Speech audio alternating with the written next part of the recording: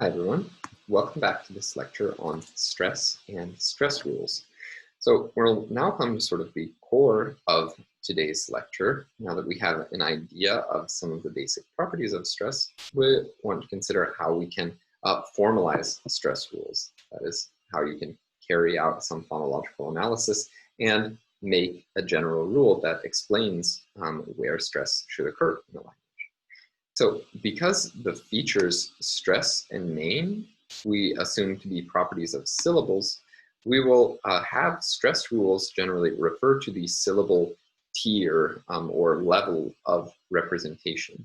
So if we have a rule that would be valid, say for Finnish, where the first syllable of every word needs to have the feature plus stress, we can say the input to the rule will be a syllable, and it will take on the value plus stress if it is at the left edge of the phonological word. So we'll look at a few diagrams today of how this works. You can see a lot more examples before working on the 6th homework assignment. So let's look at a couple of other statements and try to transform them into corresponding rules. So the statement, stress the last syllable of every word.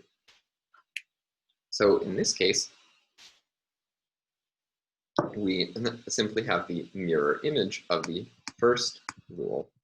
We'll want to input a syllable, and that syllable will be marked as plus stress if it is the last syllable which occurs before the right edge of the word.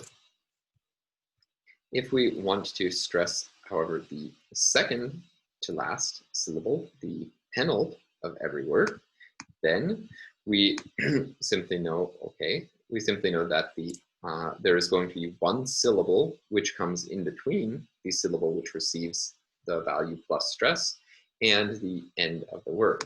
So in that case, again, the change will be the same. And this applies to a syllable which is followed by a subsequent syllable which stands at the right edge of the word. So this second to last or penultimate syllable has one syllable intervening between it and the right edge of the word. When we come to some data from Polish, things become a bit more complicated because there are patterns that don't hold. There are different patterns which hold depending upon the exact length in syllables of the word. So you can also see this example in your textbook. So based on the first three examples here, televisor, televisorek, and televisorecek, there we can see consistently that the primary stress is occurring on the second to last syllable. So these are words with 4, 5, and 6 syllables respectively, and in each case, the primary stress falls on the second to last syllable. So the rule that we just formulated for assigning stress to the penultimate syllable would seem to be valid for those forms. But then comes the problem of what we do with somewhat shorter words, so words like sing and sta. In this case, we might imagine the problem with these words is that they would not be able to undergo this penultimate stress rule because there is not a syllable to the right of this single syllable, which will be built around this single plus syllabic segment. There's not a syllable to its right before the end of the word. So the result, based on this rule alone, would be a word without any stress. But the fact is that these forms, these monosyllabic single syllable words of Polish, do in fact have a main stress, a primary stress on the single syllable. So the solution to this issue is to write rules using parentheses to state some optional conditions. This is what the rule for the assignment of stress in Polish should look like. Assign stress to the penultimate syllable of the word or the final syllable of the word in case it's not possible to assign stress to the second to last syllable. So when we read rules with parentheses in them, and this will be important as we continue, it says that first we try the longest version of the word possible. So we take away the parentheses, just like we originally wrote a penultimate stress rule here, and try to apply it. And that will assign the stress in words like televisor, televisorek, and televisorece. However, if the rule won't work, then we try to apply the shorter version. So we remove the material, which is in parentheses, the optional material in parentheses, and then we have a rule that looks like this rule, which says to assign the primary stress to the final syllable of the word. And that will allow these monosyllabic words like sein and sta to receive primary stress too. Let's try a few other examples. So in the word brak, in terms of syllabification, this is going to be a word with just a single syllable. There's only one plus syllabic segment here. If we try to apply this rule, let's write in our Polish stress rule over here.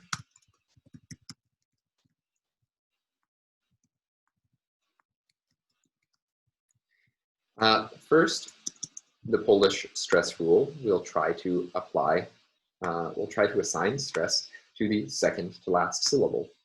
But that won't work because there is no second to last syllable. There's only a final syllable. So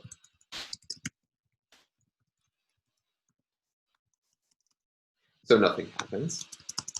So we try the second condition, namely by taking away the material in parentheses in our stress rule. And under that condition, primary stress can be assigned. If we take a disyllabic word like flaga, that will be parsed into two syllables, fla and ga, since there are two plus syllabic segments here. And our Polish stress rule will be able to assign stress on the first pass using all of the information here. So we find a syllable, and there is one syllable after it before the end of the word, and the result is stress on the penultimate syllable. Good. And our last example, the word for car, samochód, has three syllables. Will have three syllables, we should say. Samochód.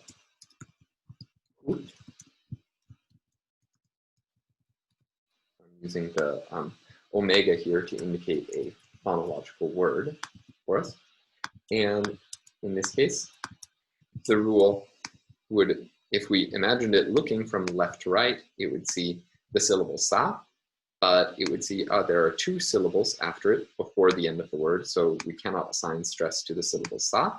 Then if we look at the syllable mo, there we see exactly one syllable after it before the end of the word, so stress can be assigned to that syllable instead, samochód, and thus it's not necessary for stress to be assigned to the last syllable.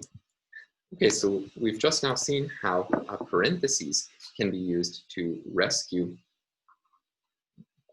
the assignment of stress in a word where there is a general condition of assigning stress to some inside syllable, some internal syllable, but in which primary stress can also occur on shorter words.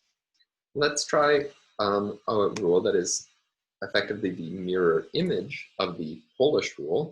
This is a rule that assigns stress first to the second syllable after the first syllable, or if there is only one syllable, then it will assign it to the first syllable of the word. This is a language that we would say has a pen initial stress. Let's write the rule again over here. We assign the feature plus stress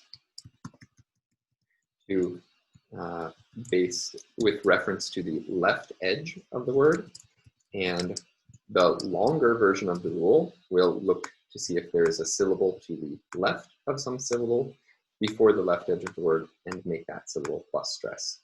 If that rule won't work in assigning any stress, then we take away the material in parentheses, and the result will be that the first and only syllable of the word have the stress. So in these invented forms from our imaginary language, the form batakar, I will just highlight the stressed syllables here on the page, will have stress assigned to the second syllable, and then stress assigned to the second syllable in sile hepmo, and again stress on the second and in this case final syllable hisol, and finally in this monosyllabic word, a word with only one underlying plus syllabic segment, which can only build a single syllable. In that case, we will find that the longer version of the rule is not able to assign stress.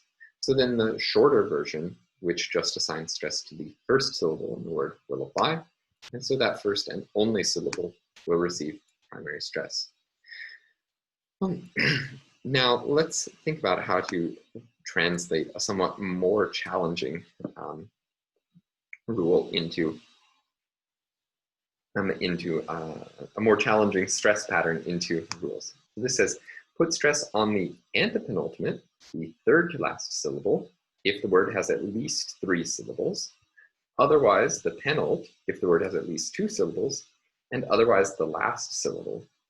What is somewhat difficult is about these conditions is that we will need parentheses enclosed inside parentheses to capture all of these conditions. Effectively, we can imagine each clause where we have the statement otherwise as corresponding to a set of parentheses. So the preference of the language, the general preference, let's call this our antepenult stress rule. The general preference of the language is to place stress on the third to last syllable. So if this were universally the case that the third to last and only the third to last syllable of a word could receive the stress in the language, then the rule would look for a syllable which is followed by 2 other syllables and then the end of the word and assign the feature stress to it. But we have this other condition which says that otherwise the penult. So if we simply place the last syllable in parentheses, now we have something which is kind of like the Polish stress rule in the sense that here it would say, okay, first it will try to assign stress to the third to last syllable. And if that won't work, then it will take away the material in the parentheses and it will apply stress to the second to last syllable. But then we have this further option that the last syllable can receive stress. That would be the case when we have a monosyllabic word. And we can obtain this by placing another set of parentheses around these parentheses. So we can imagine this rule corresponding to breaking down into 3 distinct rules that try to apply to each other, taking away material in parentheses successively. So the most basic version of the rule would, and the general version of the rule looks like this. That would result in stress on the first syllable. The other version would eliminate the innermost parentheses and try to apply a rule that looks like this, which would result in stress on the second to last syllable. And the final version will take away all the material in parentheses and leave us with a rule that assigns stress to the final syllable of the word. Remember here I'm using the Greek letter omega to mean the phonological word. Okay, now that we've introduced how stress rules can be can be formulated. We'll pause before considering how to use the feature plus main and minus main to distinguish between primary and secondary stress.